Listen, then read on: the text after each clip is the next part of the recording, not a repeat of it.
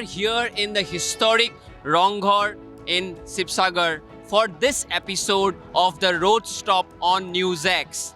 And we have been trailing the campaign of MP Gaurav Gogoi, who is also the candidate from the Jorhat constituency. Today is the first day of the new year, and as such, a lot of people have flocked the Ronghor and because this is one of the most important cultural centers of Assam, and as such, a lot of people come here on the first day of the new year. And Gaurav Gogoi has been visiting different areas of Jorhat constituency, interacting with the locals, and today he also came to the historic Ronghor and which met with a lot of people and interacted with them. This also shows the mood the people have towards Gaurav Gogoi in his campaign trail. A lot of people came out and thanked Gaurav Gogoi for raising the voice in the parliament. However, when it comes to Jorhat is concerned, Gaurav's constituency was Koliabor, but after delimitation, that seat doesn't cease to exist, and as such, he has been contesting from Jorhat constituency, which is a legacy constituency because his father, late Tarun Gogoi, Chief Minister of Assam, also contested from this constituencies, and we were part of the campaign trail of Gaurav Gogoi, where we spoke to him and also spent a day with him to understand the mood of the people towards Gaurav Gogoi in this Jorhat constituency. The last capital of the Ahoms, Jorhat, is situated in the eastern side of Assam. The main district has a population of 1.5 million. There are around 1.3 million registered voters. 87.49% of the population are Hindus, 10.5% are Muslim, and 0.62% are Christian. 6.4% are SC, and 1.84% are ST. 78.32% of the voters turned out to vote in 2019. Known as the town of the two markets on the banks of the Brahmaputra, Jorhat became the capital of the Ahom kingdom in 1794.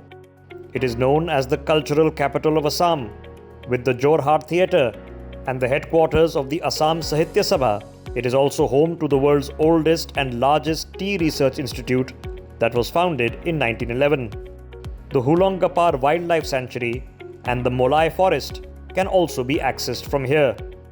The sitting MP here is BJP's Topon Kumar Gogoi. He won in 2019 with 51.35% of the vote, beating the Congress's Sushant Borgohain, who got 43.54%. This time, the Congress's Gaurav Gogoi will be the challenger. Born in 1981, Gaurav is the son of late Congress veteran Tarun Gogoi, who served as Chief Minister of Assam for 15 years. He studied at St. Columbus School in New Delhi and completed his B.Tech from Indraprastha University. He is a Master of Public Administration from New York University and is married to Elizabeth Colburn. They have a son and daughter. He became a Member of Parliament in 2014 from Kaliabor and was Deputy Leader of the Congress in the Lok Sabha.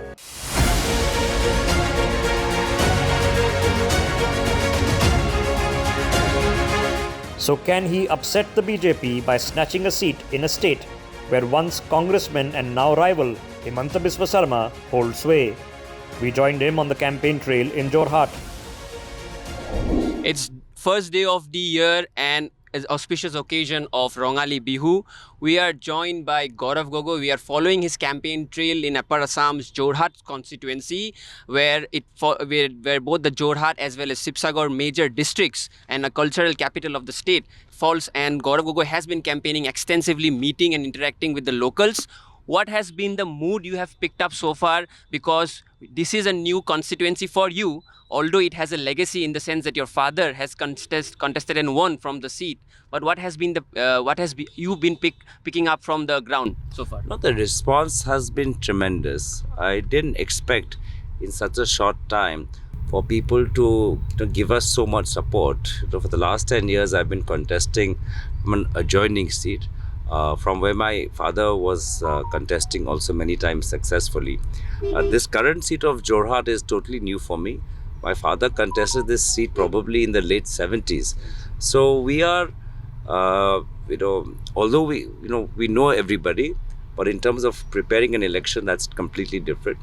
And therefore, what has really helped me that in a short span of time, a lot of ordinary people have come out and started volunteering on our behalf. A lot of ordinary people are making telephone calls on our behalf. A lot of housewives are going from door to door. So it's just spontaneous and it's completely organic. And Does I'm totally the taken by event today in surprise. Ronghor, were you called down or called upon, or this was part of your political campaign? No, they sent me an invitation Okay. to be here, and of course, I would never turn down an invitation to be part of the Rongali Bihu function at the historic Ronghar Monument. So it is both my privilege, and therefore I'm very proud of Jorhat Lok Sabha and very proud of its history and its heritage. You have been a voice of the opposition in parliament as well as in Assam. You have raised about Manipur. You were also the no confidence motion. You took a big lead in there. But we have seen an aggressive campaign done by the BJP. Most of the leaders are camping in Upper Assam and in Sibsagar, Jorhat areas. Do you think that is because of your voice in the opposition and what you have done so far in the parliament? No, I think it's because that people have spontaneously come to our side, and they can sense a change in the mood of the people. They can sense a change in the tide, and the state elections are 2 years away from now. So I think what they fear is that today, if the people of Jorhat start shifting back towards us, then this mood will shift to all parts of Assam, and that's why what they're trying to do is intimidate people, intimidate voters. The chief minister himself is luring people with false promises. Their party workers are distributing forms in the name of government schemes, but they are not actual government documents. They are just political propaganda. So they're using all forms of intimidation, money, and muscle power.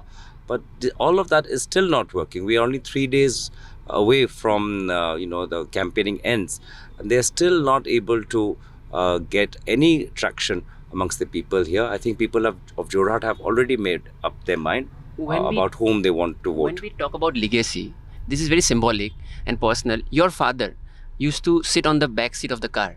Nowadays, politicians we see all sit on the front seat. You also sit in the back seat. So that is a legacy, symbolic legacy. Similar legacy in politics also, as well as for Assam. So how do you see this legacy being carried out by you, first of all, and secondly, when you are campaigning so extensively, do you think you miss your father's presence in the campaigning? Well, of course, I miss my father's presence because he was so wise and so experienced. And coming to a new seat, I'm sure for me it's been a formidable challenge, and his advice would have really helped us. But nonetheless, the people of Assam still remember him. There's a lot of goodwill, and there's so much of good work done during his tenure, and people have not forgotten that. The government employees have not forgotten about their pensions, the teachers have not forgotten about their salaries, the ordinary tea garden workers have not forgotten about the kind of rations they used to get in the tea gardens. So even though he's not amongst us, but he's still amongst us, in a very different kind of way. He's still very much present and alive in the people's hearts and minds. A very important question to ask you is that a lot of the Congress leaders have left the party, deserted the party in the run up to the elections. We also saw how Rana Goswami, who was also in charge of Upper Assam, he also left the party. What plagues the party? Because this is a criticism against the Congress that they are not able to retain their talent. So do you think this is because of lack of leadership by the Congress that this migration is happening, or do you think there is a bigger agenda too? Well, first of all, it's happening because the BJP does the politics of washing machine. They attack political opponents through income tax and ED raids. They threaten to send them to jail and implicate them in false cases, and these cases take forever for the judiciary to settle. So to escape this harassment, many people join the BJP, and the BJP immediately shuts its cases. So the common joke is that if you have an income tax rate, just join the BJP. If you're a syndicate, if you're a criminal, just join the BJP. If you're operating some drug smuggling racket, just join the BJP and you will be protected. So that's what explains the exodus. But at the same time, at least in Assam, I'm very much confident that this allows the Congress to shed some baggage. There are certain people who've got a lot of baggage associated with them in the minds of people. So this allows us to be rejuvenate ourselves. This allows us to reposition ourselves. This allows us to induct new faces. This allows us to do a complete organizational makeover. So I'm quite excited, because what I see is that on the other side, when it comes to the BJP, all their original authentic grassroots workers and leaders are being sidelined. And the BJP leadership is now full of old Congress leaders who have a lot of baggage when it comes to the public opinion. So essentially in Assam, it is new Congress versus old Congress. And I think the people would appreciate the kind of newness and progressiveness that we are bringing to the Congress party. You are nowadays quite viral on social media. You have crossed 111k now followers, if I'm not wrong, on Instagram. So one of your photos has gone really viral, wherein we saw you offering namaz on the holy occasion of Eid, and now we see Assam Chief Minister commenting on you. Today also Maulana Badruddin Ajmal, who is an MLA, he has MP. He has criticized you, saying that you are trying to appease the Muslim community and you are trying to do namaz, and so the Hindus will not vote for you. These kind of politics are new to Assam. So how do you see these allegations done leveled against you by both the Chief Minister as well as now Maulana Badruddin Ajmal? It's funny that both of them are saying the same thing. It's funny Himanta Biswa Sharma and Maulana Ajmal Sahab are saying the same thing. It almost, it proves our point that the two are politically in sync, that the two of them say the same statements in order to damage the Congress party, and people of Assam are wise. It's unfortunate that they drag religion into politics. I think the place for religion and faith is in temples and mosques and gurdwaras and churches. The place for religion is not in some political speech or in an election speech. I think we only disrespect religion when we try to bring it in election speeches and election rallies, and I don't want to do that. I think India, I'm proud that India is a land of multiple religions. The Hindu Dharma is in the way it is practiced in India, believes in Sardham Samman, respecting all religions, and that's what we do. In the same line, they criticize you for not attending or not being vocal about the Pran Pratishtha, but then you are offering namaz. So the Chief Minister has directly stated this remark. Well, who are they to question my faith towards Lord Ram? Who has given Himanta Biswa Sharma the license to question a citizen of India about his faith and devotion towards Lord Ram? It is this arrogance of the BJP which will be their downfall. Nobody has given them the right to distribute certificates of devotion or to question anybody's faith. And therefore, I think Himanta Biswa Sharma best leave religion to religion. And if he wants to engage in a political debate with me, he is more than welcome. Last question to you. What is your overall assessment about the performance of the Congress party, both nationally as well as in Northeast and in Assam? Well, right now, see, my seat goes into polls on 19th. I'm in the first phase of polls. As you can see, there's a lot of work yet to be done. We are expecting Priyanka Gandhi to visit us on the 16th, and we have to do a lot of work to organize that successfully. So my entire effort is on my Lok Sabha and winning this Lok Sabha seat for the Congress party and for the people of Assam. And post the 19th, I'll take a look and understand and assess what the situation is. It's a long season. It's just the first phase. It's a long season. I'm confident of doing well, but in order to give you an accurate answer, I'll need to finish with my seat first and then give you gyan on the nation. So this was Gaurav Gogoi. We have joined his campaign trail and we saw how extensively he has been campaigning in Jorhat, Sibsagar and other areas that falls under the Jorhat constituency that goes into polls on the 19th of April. As he got out of the car, the objective was, of course, to canvass the people. Gaurav Gogoi जी से मिलके कैसा लग रहा है आपको? कैसा लग रहा है गौरव जी से मिलके? अच्छा लग रहा है. क्या अच्छा लगता है उनके बारे में? He is very young and energetic politician. So do you think he has a chance of winning this time? Yeah, sure. And- I'm from the same community. I'm from Amguri. You're from Huh, you're yeah. Ahom. Yeah, Ahom. So, as you think he's a upcoming young leader from Yes, Assam, yes. and do you think he has been successfully able to raise the problems and issues of Assam to the parliament? Yeah, definitely. Definitely. Huh. Do you think people of Upper Assam and Jorhat will like him as well? Yes, definitely. Every youngster is they are definitely going to love Gaurav Gogoi. So this is a very unique thing about the campaign of Gaurav Gogoi, that we are seeing people, organic people, coming out on the road just to meet him and greet him and offer their blessings to him. This is a symbolic gamusa which is worn by the Assamese people, and we have seen people giving him that gamusa on his travels and his trails. So this is a very interesting factor when it comes to the campaign trail of Gaurav Gogoi. We spoke to some of the locals supporting him on how they felt the election was going. कैसा लग रहा है आपको? आप गौरव गोगोई जीतेगा इस time? जीतेगा तो लग रहा है जीतने लग रहा है। क्या अच्छा लगता है गौरव गोगोई के बारे में? जी उसका वो जो पार्लियामेंट में जो स्पीच है वो हमको अच्छा लगता है।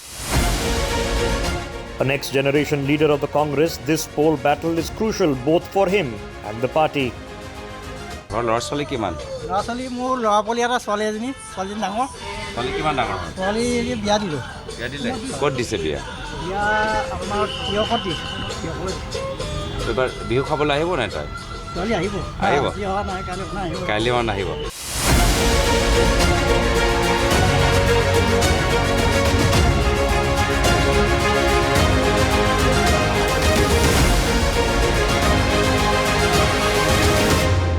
It was a long day where we found out what the voices of Jorhat want.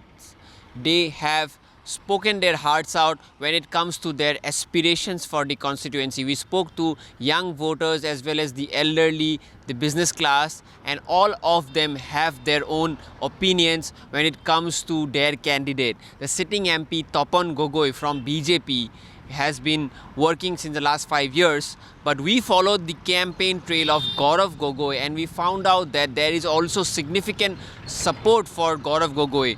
Although Jorhat is relatively his new constituency in the sense that he was earlier a representative of the Koliabor constituency before delimitation, but this time this is his new constituency. But his father had already won this seat in the late 70s, so he has a legacy in Jorhat and he has been talking about the issues for Jorhat. And we have been following the campaign trail throughout the day and we found out that there are significant issues that Gaurav Gogoi has raised which has caught the attention of the public. That's all for the road stop in NewsX. Continue to follow our non-stop coverage in these elections.